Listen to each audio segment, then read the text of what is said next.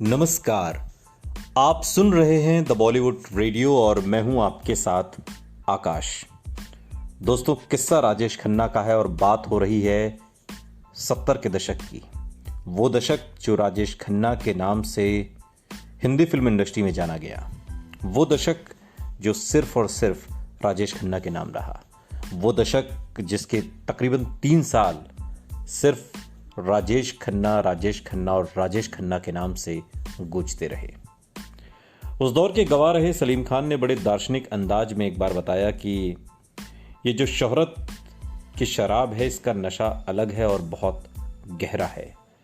जैसे जैसे शोहरत बढ़ती है तो पैसा भी बढ़ता है और ये तो डबल नशा है। फैंस आपको देखने के लिए पागल हो रहे हैं और प्रोड्यूसर्स पैसा लेकर आपके पीछे घूम रहे हैं। तो 2 शराब पी रहे हैं आप। ये कॉकटेल जैसा है। ये नशा ज्यादा हो जाए तो कोई भी आदमी लड़खड़ा के गिर जाएगा। सलीम खान के मुताबिक राजेश खन्ना की जिंदगी में भी अचानक इस कॉकटेल की ज्यादती होने लगी थी। हर फिल्म, मैगजीन और अखबार में सुपरस्टार के नए बंगले की तस्वीरें छपती। आशीर्वाद भी राजेश खन्ना की तरह ही मशहूर हो गया था। देश भर से बंबई आने वाले लोगों की खास मांग रहती थी कि उन्हें सुपरस्टार का बंगला दिखाया जाए। हर रोज उनके पास फैंस के हजारों खत आते, जिसमें पते के रूप में उनके नाम के साथ सिर्फ आशीर्वाद बंबई लिखा होता। इनमें राजेश खन्ना की दीवानी लड़कियों के खुशबू से महकते खत भी होते थे, शादियों के प्रपोजल भी और खून से लिखे खत भी होते थे, जिनके बारे में पहले भी बहुत कुछ कहा और लिखा जा चुका है।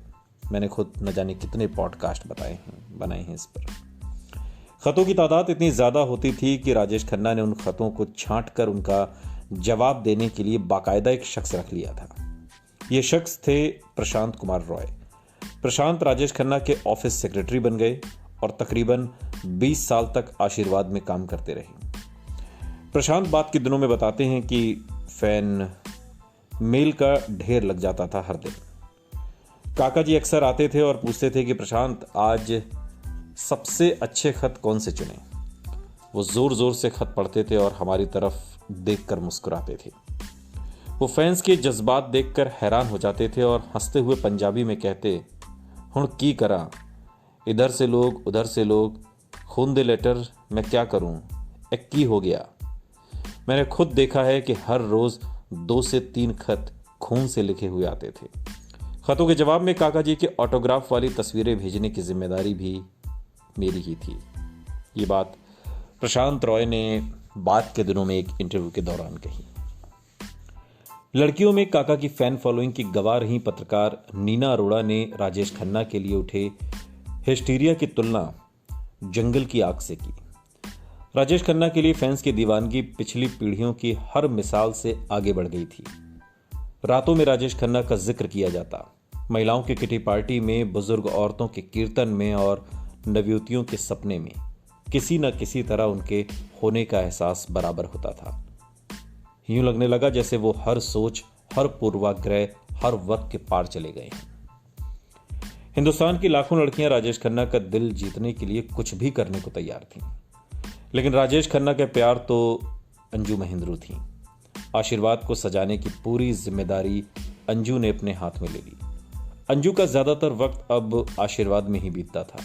अंजू उस दौर में राजेश खन्ना की लिव इन गर्लफ्रेंड थी और उस दौर के लिए ऐसा रिश्ता बहुत बोल्ड था, लेकिन काका तो सिर्फ काका ही थे। राजेश खन्ना का पूरा स्टाफ उन्हें मेम साहब कहकर पुकारता था। प्रशांत रॉय बताते हैं कि अंजू मेम साहब पूरे बंगले की देखभाल करती थी। अगर कोई पार्टी या फंक्शन होता था तो वो उन्हीं की देखरेख में होता था। हालांकि चाई जी, राजेश खन्ना की मदर, चाई जी उन्हें ज्यादा पसंद नहीं करती थी। अंजू मेम साहब काफी मॉडर्न थी। आशीर्वाद में काम करने वाले हम लोग सोचते थे कि काका जी उन्हीं से शादी करेंगे और बाद में वही हमारी मालकिन बनेंगी। दोनों के व्यक्तित्व एक दूसरे से बिल्कुल जुदा थे।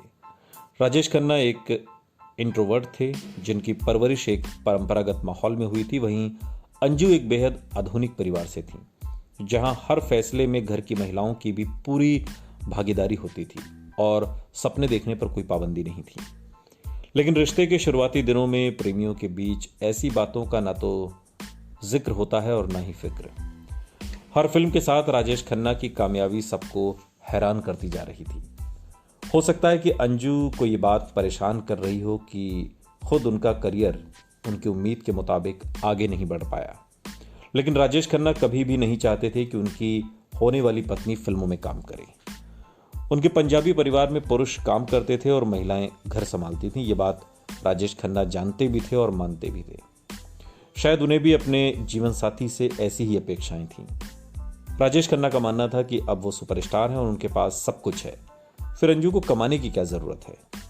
वो शायद ये नहीं समझ पाते थे कि फिल्मों में करियर बनाना अंजू का सपना था।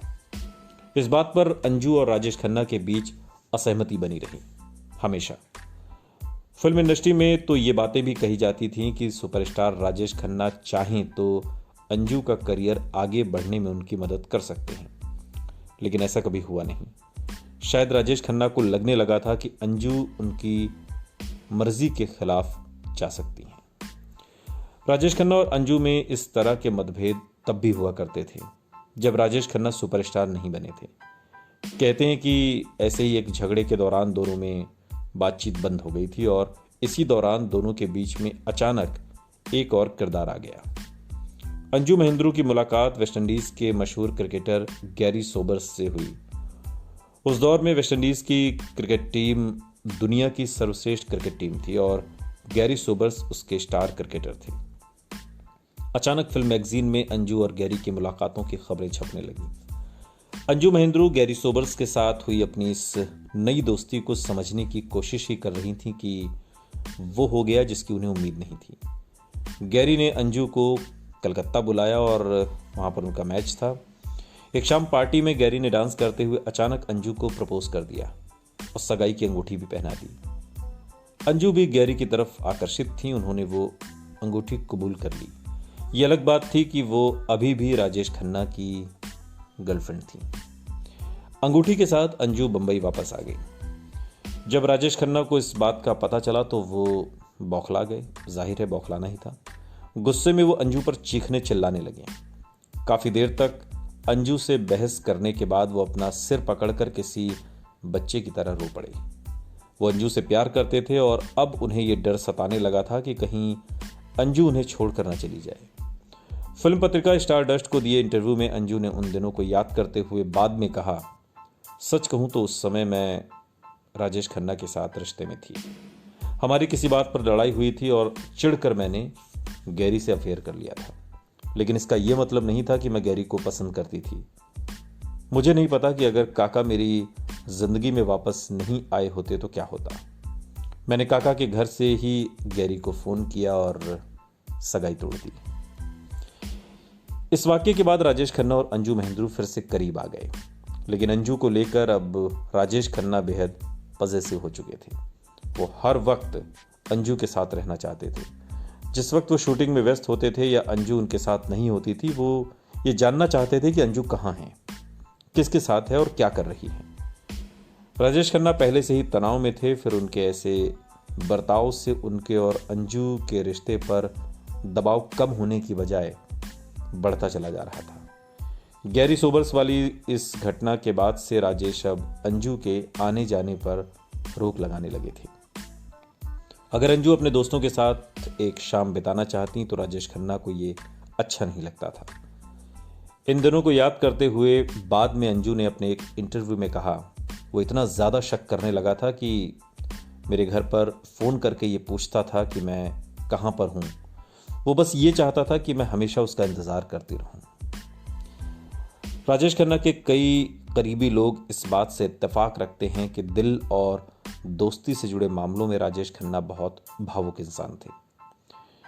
जब उन्हें इतनी बड़ी कामयाबी मिली उस समय उनकी उम्र भी बहुत ज़्यादा नहीं थी। उनके अंदर असुरक्षा की भावना थी और भावनात्मक रूप से वो परिपक्व नहीं हो पाए थे। वो ये बात समझ ही नहीं पाते कि करियर को अपने निजी रिश्तों से कैसे अलग रखा जाए। उनकी जिंदगी से जुड़ी हर बात को जैसे मीडिया और फैंस की जांच से गुजरना पड़ता था। स्टारडम की आंधी और रिश्तों के दबाव के सामने संतुलन बनाए रखना उनके लिए बहुत ज़्यादा मुश्किल हो गया था। और अंजू राजेश खन्ना की कामयाबी को संभाल ही नहीं पाई। सुनते रहिए। द बॉलीवुड रेडियो, सुनता है सारा इंडिया।